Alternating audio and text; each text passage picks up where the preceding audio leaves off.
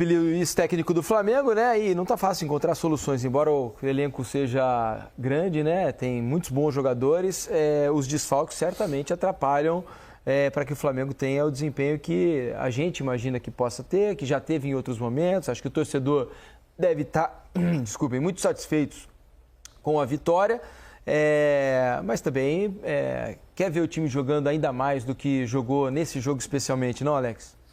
Cara, pega um jogo desse, você pega jogadores importantes e que já produziu esse time do Felipe, ele falando sobre a fome dos caras, mas é um time que já produziu, até com um time reserva, se a gente for pegar, né? Mas também manter um certo nível de ritmo, até por nível de trabalho, mesmo tendo a pré-temporada, ela pode ser que cause alguma outra coisa, porque os comportamentos, ele é muito de repetição, né? E essa repetição... em algumas vezes, se a gente for pegar De La Cruz, Arrascaeta, produzindo muito abaixo, a equipe ela perde. Sente, né? Ela acaba sentindo. Depois, você não tem como ver uma engrenagem funcionar se os seus mais talentosos acabam não funcionando. E não funcionando nesse sentido com a bola, você pega o Flamengo também, de certa forma, ele passa a sofrer um pouco, ou ter os riscos. O Mansur já falou várias vezes aqui dessa questão...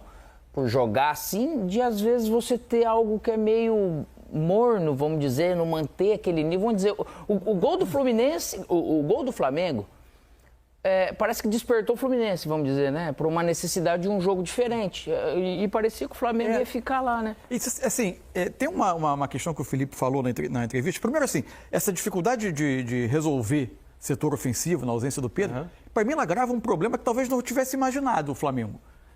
Ano passado, quando teve uma oscilação técnica do Arrascaeta, se falou muito da questão do joelho, que ele precisava parar quando terminasse a temporada, que ele ia tratar, e aí se colocava muita expectativa de uma volta esse ano em condições mais próximas do ideal.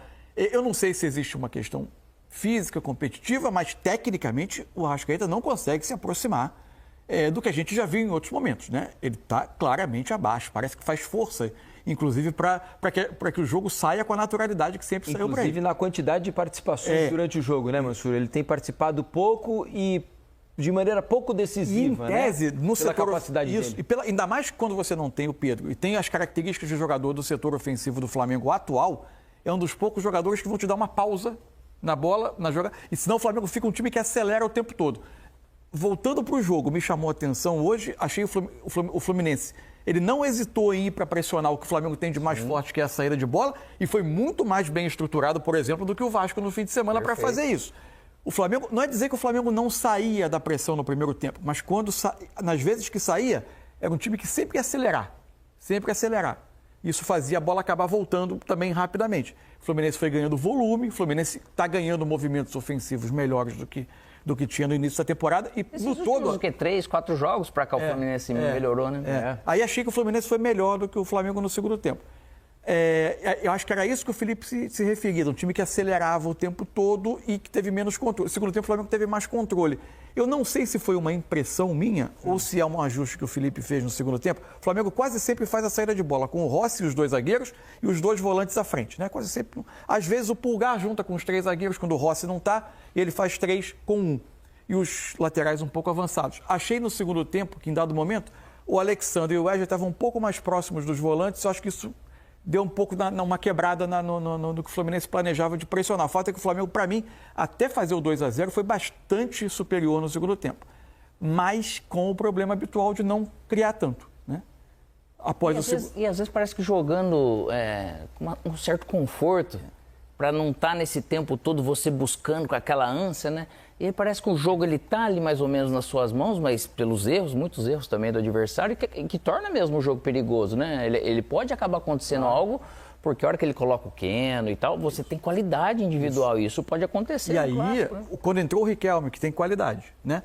Um jogador que o Mano preservou durante um tempo, ele foi titular até o jogo com o Bangu. Já com os titulares do Fluminense em campo, ele foi titular do lado direito até o jogo com o Bangu.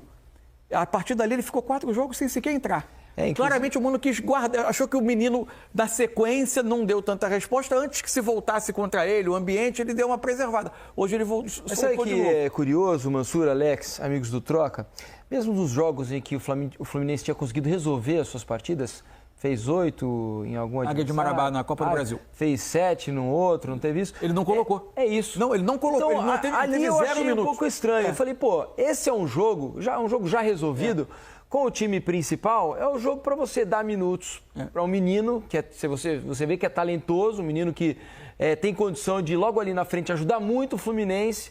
Inclusive, às vezes, talvez mais do que alguns que já vêm jogando com mais frequência. Não só lá na frente, ele tem condição para ajudar mais até hoje, né? E ali nesses jogos onde a carne assada estava já cozida, o menino teve pouca oportunidade, né? Hoje ele entrou com mais frescor. Isso, assim. então, mas aí o que me chamou a atenção, ele teve a chance lá atrás, quando o time não estava montado e cheio de reservas. E personalidade. E hoje, no clássico contra o Flamengo, precisando tirar um coelho da cartola para tentar empatar um jogo. A gente não sabe se às vezes, numas tiradas assim, se às vezes quis fazer um tipo de trabalho também, até físico, extra. Tem o lado de preservar, tem o lado que às vezes o treinador está querendo encontrar algo e às vezes tem treinador que ele quer bater naquilo ali.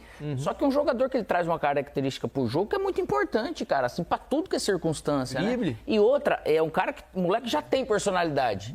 Só que, ao mesmo tempo, você alimenta a capacidade de confiança dele para uma sequência maior. O jogo dele tem um risco maior, né? Risco maior. O que ele faz de bom, ele vai correr risco em cada jogada, porque vai para o drible, vai para o passe mais difícil, para a tentativa do passe decisivo, numa zona do campo de menos espaço. E arrisca mais, costuma errar mais. E aí, acho que eu imagino também que o jovem, se você acumula 1, 2, 3 jogadas que as coisas não saem, um jogo em que as coisas não saem, aí quem está no dia a dia vai sentir o jogador melhor. De repente. O fato é que o Fluminense, pelo menos na parte final do jogo, leva o jogo para o campo do Flamengo e o Flamengo defende melhor pressionando na frente do que perto da sua área.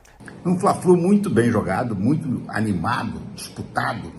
O Flamengo vence por 2-1 o Fluminense e bota uma mão na taça, né? Afinal de contas, agora pode até empatar ou perder por 1-0, levando para os pênaltis, que não entregará o título ao seu rival mais tradicional do Rio de Janeiro, o Fluminense.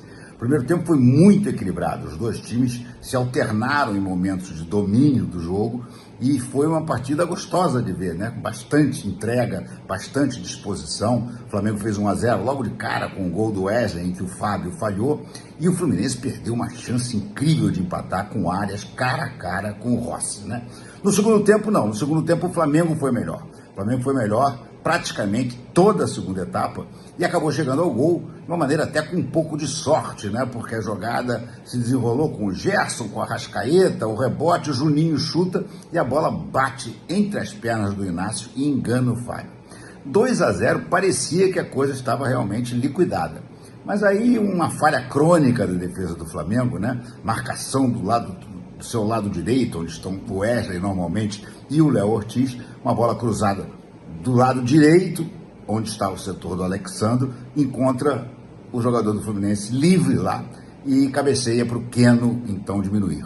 Lógico, o gol do Keno mantém vivas as esperanças dos tricolores. Afinal de contas, se ganhar por 2-0, por exemplo, será campeão, ou se ganhar por apenas um gol de diferença, pelo menos levará para os pênaltis. Mas pelo que as duas equipes demonstraram hoje, apesar de um grande equilíbrio no primeiro tempo, a vantagem do Flamengo foi tão grande no segundo que a sensação que fica é que realmente o Fluminense vai ter que fazer uma atuação espetacular para poder tirar o título das mãos do Flamengo, que é merecidamente o melhor time do Campeonato Carioca. O segundo tempo do Flamengo hoje foi muito bom.